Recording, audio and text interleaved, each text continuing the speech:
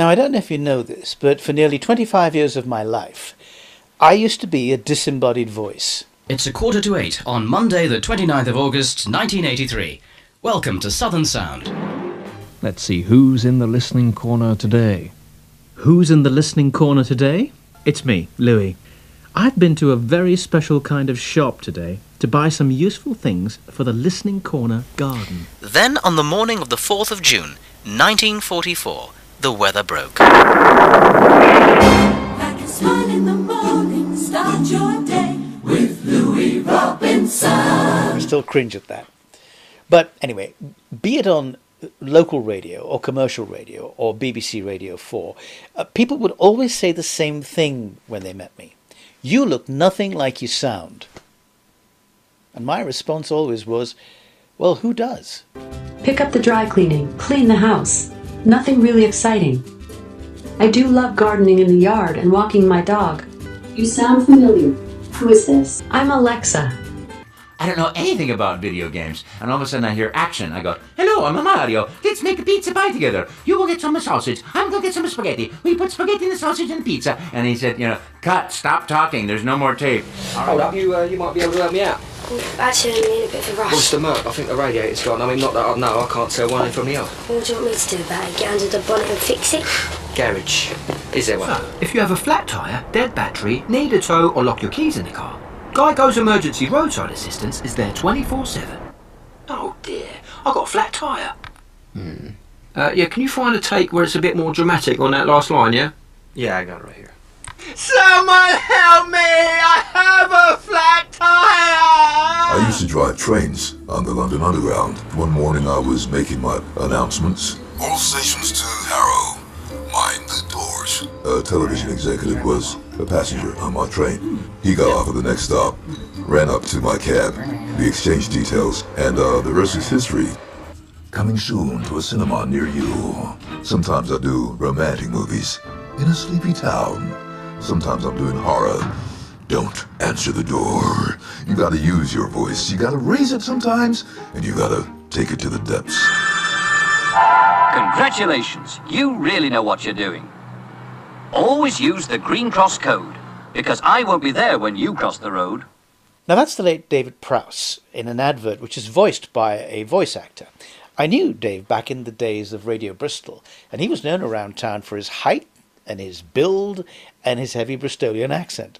As you'll hear in this line that he has to deliver, you're part of the Rebel Alliance, a traitor, take her away. I'm a member of the Imperial Senate on a diplomatic... You are part of the Rebel Alliance and a traitor. Take her away. You are part of the Rebel Alliance and a traitor. Take her away. And that's better, isn't it, from James Earl Jones, who dubbed the voice of Darth Vader, finally, in Star Wars. But it shows that if someone really doesn't sound the way they look, it's not good. Let me be the judge of that. I'm tired of the same old faces. The same old thing. Let me be the judge of that. I am tired of the same old phrases, the same old things. And there's one way your voice can rob you of all your identity, if it's used in an animated cartoon. So you were how old when you auditioned for the first time? 5. 5 years old. There'd been 2 actresses who'd done it before, Yeah. and then it was your turn. And that was me, yeah. Did you even know what you were getting yourself into? I had no idea. I'm learning to whistle, but I can't do it yet. That sounds hard. It's impossible. But I can only do it for a small smackwell of honey. And Tigger, don't be ridiculous. Tiggers are wonderful things. Their tops are made out of rubber. Their bottoms are made out of springs. I wish Cousin Wanda were here. I was Baby Deal, and that's my camera. Powerpuff Girls? I'm just as tough as Blossom and Buttercup. I'm hardcore. Raven from Teen Titans, Azarath, Metreon, Zinthos. Originally I was Batgirl alongside Mark Hamill and Kevin Conroy. I've had a really fun career. Here comes the...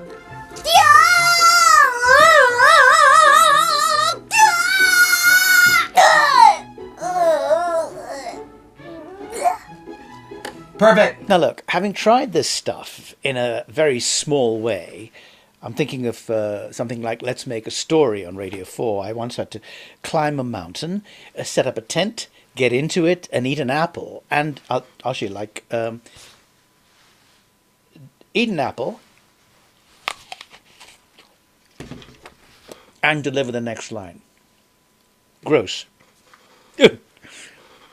I have the highest respect for these people, these professional voice artists. You know, they sacrifice themselves and their personality for their art. Their creations become the stars, not them. Marvin, do you mind answering the front door? Sure. Would you like to buy the remarkable Little Jiffy potato peeler? It peels prunes, pineapples, cucumbers. No thanks, not today. Be very quiet. I'm hunting rabbits. You know, I don't think that people do enough of it. Really, they don't take advantage of the, So here on this old Jack Benny television show, you are about to meet the greatest voice artist of all time. Fella, what? I was right in the middle of my monologue and you dropped the mic in my face. I did? Oh, I'm sorry. I must have dozed off. Mel Blanc. What's up, Doc? What's the big idea? If there's any giving away cigars, Yosemite Sam will give them. I claim this planet in the name of Mars. She is surprisingly strong. Allow me to introduce myself. My name is Wile E. Coyote. Don't hand those fair barnyard flowers. And it's mine, all mine. I thought a itty bitty putty cat. Guess who?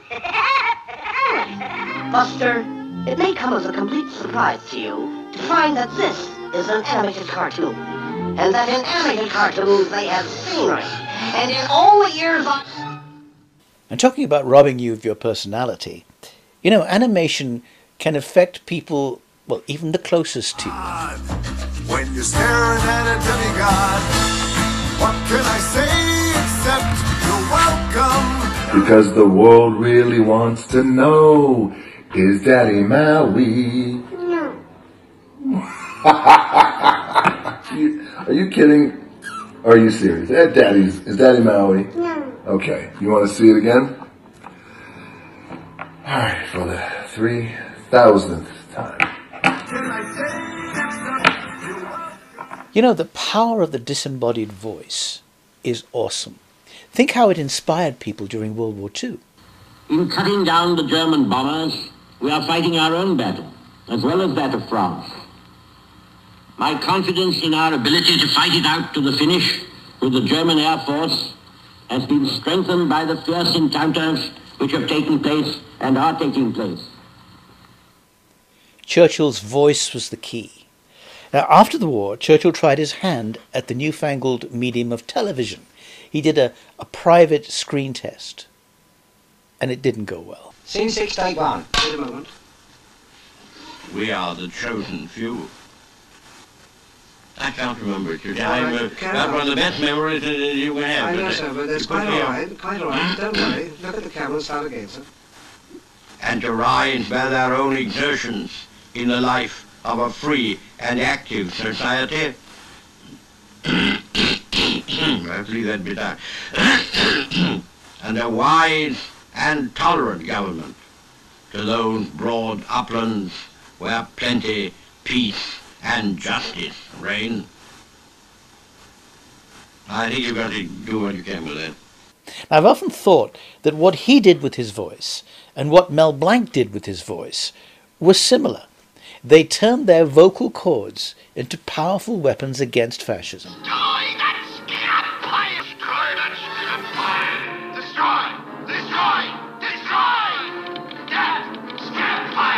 These days, all this stuff comes in one package. You have the computer, you have the camera, and you have the microphone. But I still miss the days when you could just discover a voice. And the more incongruous the setting when you met that voice, the more you noticed the wonder of it. His handwritten sign says he has the God-given gift of a great voice.